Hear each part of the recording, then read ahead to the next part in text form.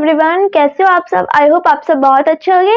तो हम अपना देख लेते हैं डायरेक्ट इनडायरेक्ट के इंपरेटिव सेंटेंस के कुछ रूल्स रह गए थे। हमने आपको कुछ रूल्स लिखवा दिए थे एंड बोला था कि कुछ रूल्स कल लिखवाएंगे, क्योंकि बहुत ज़्यादा नहीं बताते हुए जाएंगे, थोड़ा थोड़ा बताएंगे तो अच्छे से समझ में आएगा। अभी बहुत सारा टाइम है हमें पढ़ने के लिए। तो हम क्या करते हैं, रूल 4 देख लेते हैं अपना। रिपोर्टेड स्पीच डू नॉट से प्रारंभ हो तो इसके परिवर्तन के लिए 2 विधियां हैं। इसके परिवर्तन हम क्या 2 टाइप से कर सकते हैं।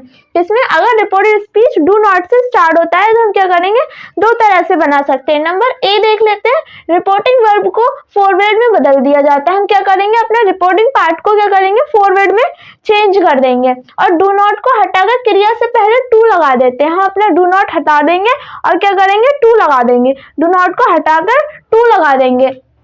जैसे एग्जाम्पल देख लेते हैं, the teacher said to the boy, inverted commas, do not abuse anyone.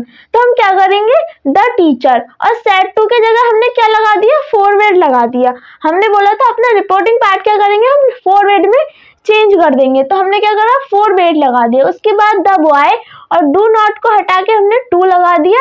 उसके बाद अब्यूज एनीवन, हमने बोला था क्रिया से पहले टू लगा देते हैं डू नॉट को हटाकर। तो हमने क्या करा, टू लगा दिया, अब्यूज एनीवन। ये हमारा कंप्लीट होता है कौन सा, ए नंबर से। उसके बाद हम दूसरा टाइप देख लेते हैं हम ना कैसे बनाएंगे। रिपोर्टिंग वर्ब को ऑर्डर्ड, एडवाइज्ड, रिक्वेस्टेड में बदल दिया जाता है तथा डू नॉट को नॉट टू में बदल देते हैं। हम क्या करेंगे, अब क्या, अभी हम रिपोर्टिंग पार्ट को फॉरवर्ड में चेंज कर रहे थे, अब हम दूसरा टाइप यूज करेंगे। तो क्या करेंगे, ऑर्डर्ड, एडवाइज्ड, रिक्वेस्टेड, इनमें चेंज करके क्या करेंगे, डू नॉट के जगह नॉट टू का यूज करेंगे। ठीक है, एग्जाम्पल देख लेते हैं। जैसे My father said to me, inverted commas, do not waste your time. Okay, तो हम क्या करेंगे, इंट्रोगेटिव वो इनडायरेक्ट बनाएंगे। तो क्या करेंगे, my father said to के जगह advised me, इन्वर्टेड कॉमास के लिए हम क्या करेंगे, डू नॉट के साथ नॉट टू लगा देंगे। ठीक है, डू नॉट है तो नॉट टू लगा देंगे, बेस्ट।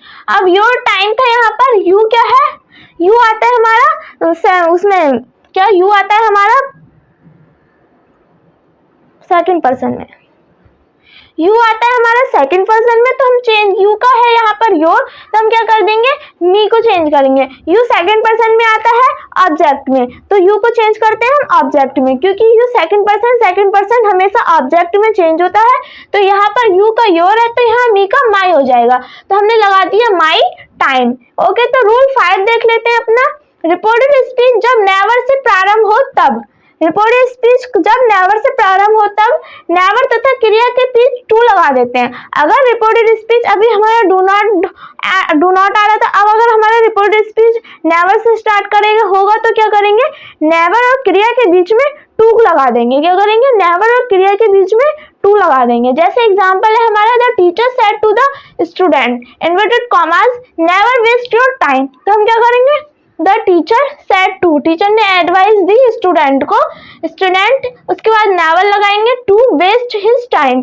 यू है, यू का योर है, सेकंड पर्सन आता है यू, ऑब्जेक्ट में स्टूडेंट है तो स्टूडेंट के लिए हमने यहाँ हिज लगा दिया, हिज टाइम। तो हमने नेवर और वेस्ट, नेवर और वेस्ट क्या है, क्रिया, हमने बोला था नेवर और क्रिया के बीच में टू लगा देते हैं, तो हमने यहाँ टू लगा दिया। तो हमारा रूल 5 भी कंप्लीट हो गया। अब देखते हैं हम रूल 6। नोट देख लेते हैं। पहले नोट है हमारे, नेवर वाले वाक्य में फॉरवर्ड का प्रयोग नहीं करते हैं। हमने बताया था अभी नेवर वाले आपको सेंटेंस, तो उसमें नेवर वाले वाक्य में हम अपना फॉरवर्ड का यूज नहीं करेंगे, उसमें क्या लगाएंगे, रिक्वेस्टेड। अब रूल 6 देख लेते हैं। रूल 6 से हमारा, रिपोर्टेड स्पीच में सर, प्लीज, काइंडली आए तो इनडायरेक्ट बनाते समय इन शब्दों को हटा देते हैं तथा रिपोर्टिंग वर्ब को रिक्वेस्टेड में बदल देते हैं। अगर हमारा रिपोर्टेड स्पीच में सर, काइंडली या फिर प्लीज आता है तो हम इन वाक्यों को क्या करते हैं, इन वर्ड्स को हटा देते हैं। इन वर्ड्स को करेंगे, हम हटा देंगे। अगर हमारे सेंटेंस में सर, प्लीज, काइंडली आता है तो इन्हें क्या कर देंगे, हम रिमूव कर देंगे, इनको हटा देना है।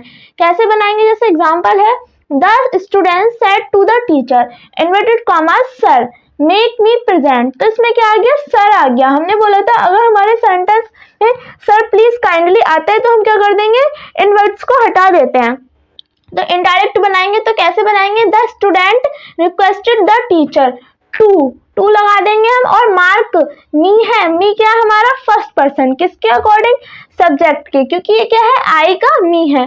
तो द स्टूडेंट है, स्टूडेंट के लिए हम क्या लगाएंगे, ही का हिम हो जाएगा यहाँ पर, हिम प्रेजेंट। ओके, जैसे अब सेकंड एग्जांपल है हमारा inverted commas, please come and tell me something.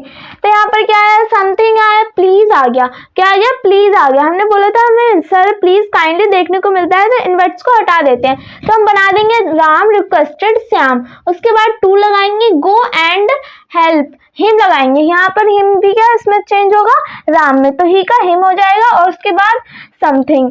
Second example है हमारा third, she said to Sita inverted commas kindly help me. तो क्या हो जाएगा यहाँ पर, सी रिक्वेस्टेड सीता, काइंडली हटा देंगे, टू से जोड़ देंगे हेल्प, और मी क्या है फर्स्ट पर्सन किसके अकॉर्डिंग, सब्जेक्ट के, सब्जेक्ट क्या है सी, तो सी का क्या हो जाएगा ही, और ही का हर, क्योंकि यहाँ आई का मी है तो वहाँ ही का सी का हर हो जाएगा यहाँ पर। ठीक है, तो आई होप आप सबको ये अच्छे से क्लियर हो गए होंगे। हमारे इंपरेटिव सेंटेंस भी पूरा कॉन्सेप्ट इसका फाइनल होता है आज, किसका, डायरेक्ट इनडायरेक्ट का। तो मिलते हैं नेक्स्ट वीडियो में।